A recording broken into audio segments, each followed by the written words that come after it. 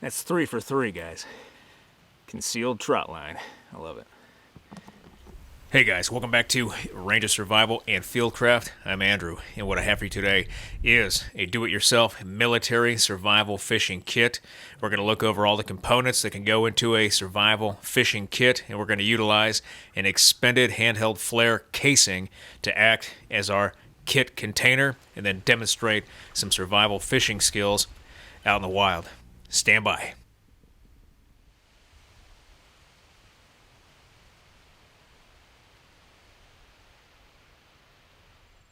For survival fishing, we can have a variety of items in our kit, but we're going to want to go after those tools that we can either take down to the water's edge with us and then bring back to camp, or items that we can leave concealed in the water to passively catch fish for us. Things that we're going to take are going to be hobo reels or cane poles, basic fishing, and then things like trot lines and nets that can be concealed in the water, as well as spears that we can take down with us and hunt game at the water's edge. An expended handheld flare casing that is plastic and waterproof will make a great survival fishing kit container. This expended flare casing is perfect for a survival fishing kit. Oftentimes in the military, we can use these expended casings for cleaning kits for weaponry or other items we can place inside the expended flare casing. That casing is waterproof. It has an O-ring around the seal and the lid, and it also floats while it has an entire fishing kit inside. So if we drop it in the water, we can retrieve it. But we can contain things in this kit such as bobbers, fishing line, leaders, hooks, sinkers, and lures. We have zip ties, different cordages, 550 cord, bank line, 2 different sizes, snare wire. We have a small commando saw to take down saplings for cane poles or spears. We have a frog gig, a razor to process game, and then even a small multi-tool in our kit to help aid in our fishing kit and make it a complete kit for survival. In this kit, it's important for us to have the items necessary to recreate the least amount of things possible from the landscape, meaning we don't want to improvise and create primitive hooks or cordage for fishing line. We want to have those main tools available in our kit. That way we can pull minimal resources from the wood line, like saplings or small pieces of material for hobo reels, and then use what is in our kit to act as a fishing survival tool. So we have things like frog gigs for spears. We have our commando saw, again, to take down saplings. Zip ties for hasty attachment. We've got different cordages, razors, and tools for processing material and getting hooks out of fish. We have bobbers, sinkers, floats, leaders, and even a medicine pill bottle that can act as a container for all of our smaller items such as hooks, sinkers, lures, spoons, swivels, all the small fishing tackle that can go inside of our survival fishing kit.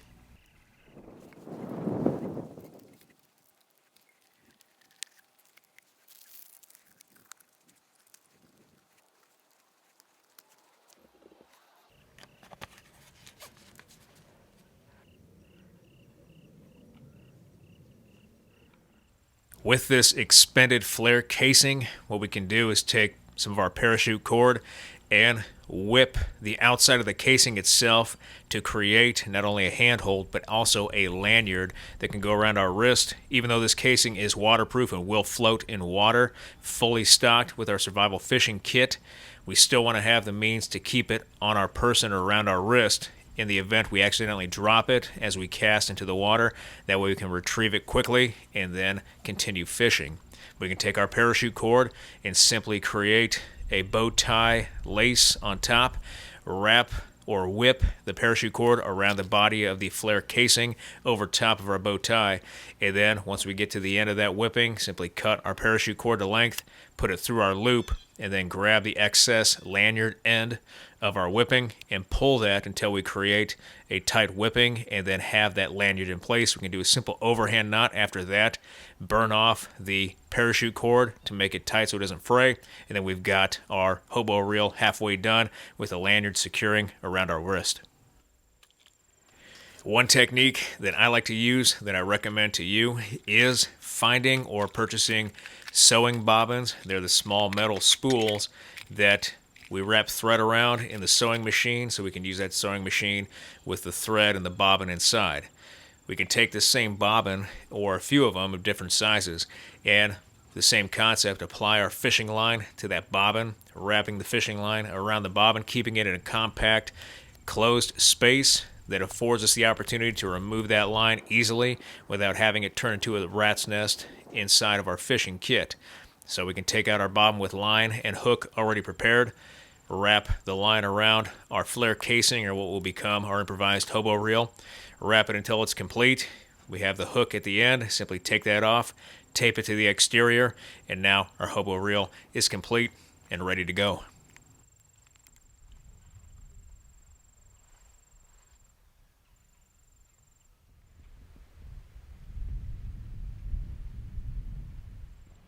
The hobo reel is probably the easiest tool that we can recreate from just about any piece of material, whether it be a sapling or a can, a bottle, or a piece of trash that we find along the water's edge.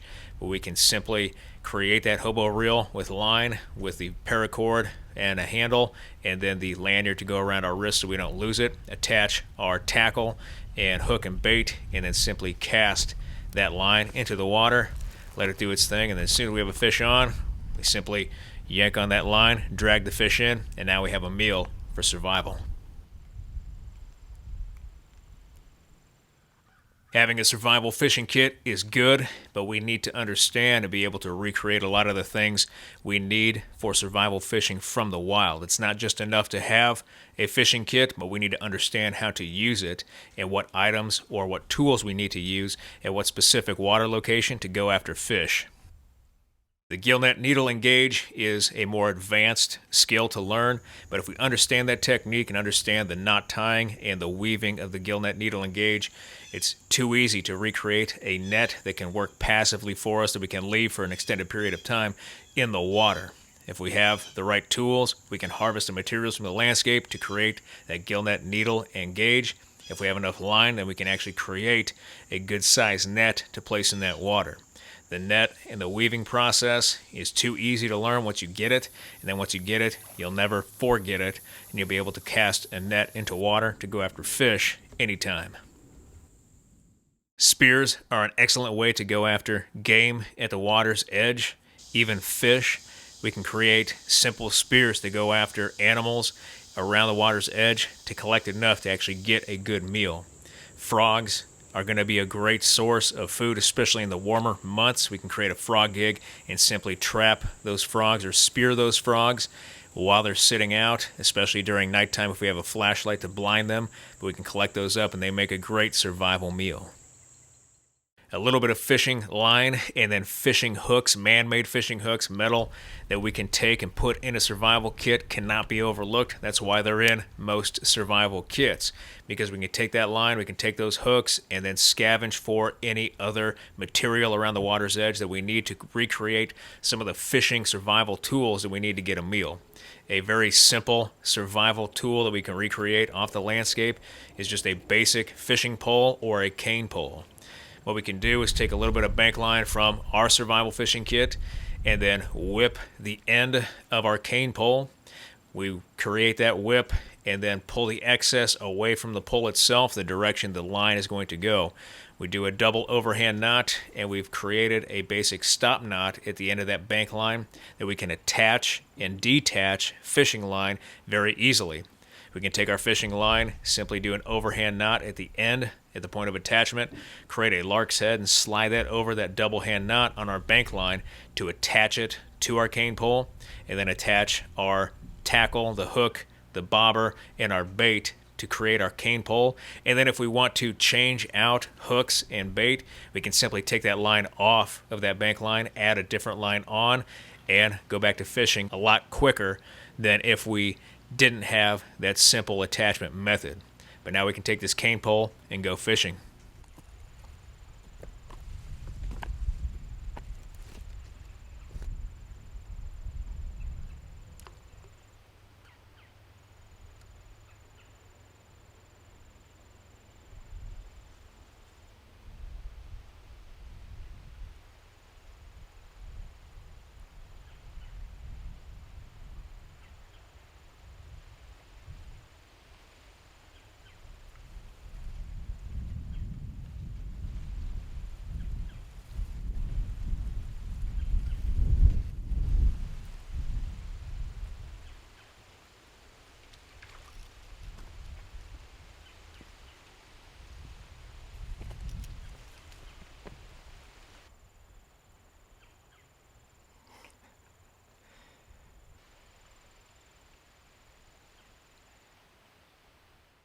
In military survival scenarios, it's important to have the ability to hunt, the ability to fish, the ability to trap.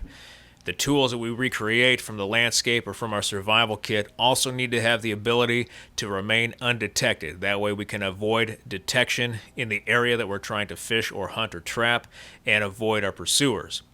One such trap or passive fishing device that we can recreate is a simple trot line that can be concealed. The way we're going to do this is use what I call a quick deploy trot line that's already recreated as part of our fishing kit, and then a water bottle from our survival kit to act as the weight. We're going to take that water bottle, fill it full of rocks, and then even add water to that bottle to expend all the air or get that air out of the bottle itself to make sure it sinks.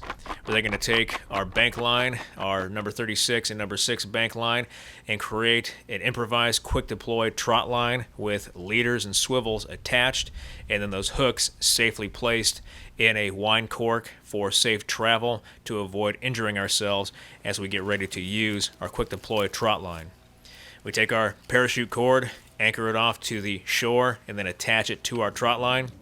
We then take our trot line and begin removing the hooks from our wine cork, baiting the hooks and spreading them out along our trot line so they will not entangle with each other.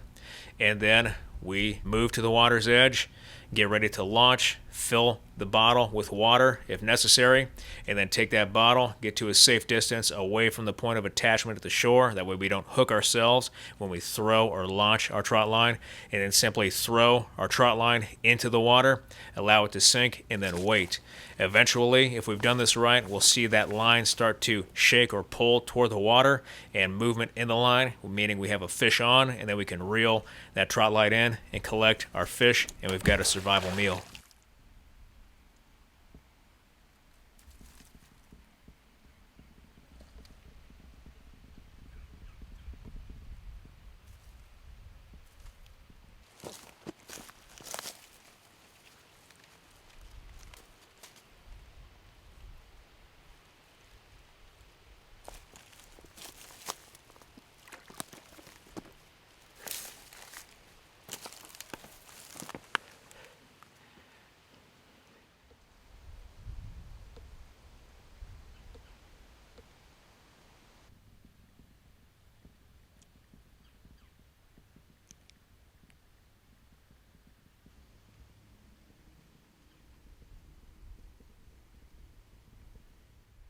As you can see, in our military survival fishing kit, the do-it-yourself option, we have a wide variety of tools and equipment available to go after game at the water's edge and get us a survival meal in that survival scenario. And having a kit like this could mean the difference between making it out of a survival situation or not making it out of that survival situation. But just because we have a robust kit doesn't mean we trade kit for knowledge. We still have the ability, even with basic tools like a saw or a knife and scavenge line or cordage and primitive hooks, to go after game and continue the fight and try to make it out of that survival scenario. Alright guys, that does it for this video. A military survival fishing kit do-it-yourself inside of our flare casing. I really hope you liked this video. If you did like this video, hit that like button, hit that subscribe button, leave me a comment in the comments section. I always appreciate your feedback. I want to thank you guys for the thing you do for me, for this channel, for your likes, your views, your subscriptions, your comments, your feedback, and your shares. And I'll be back with another video as soon as I can, guys. Thanks.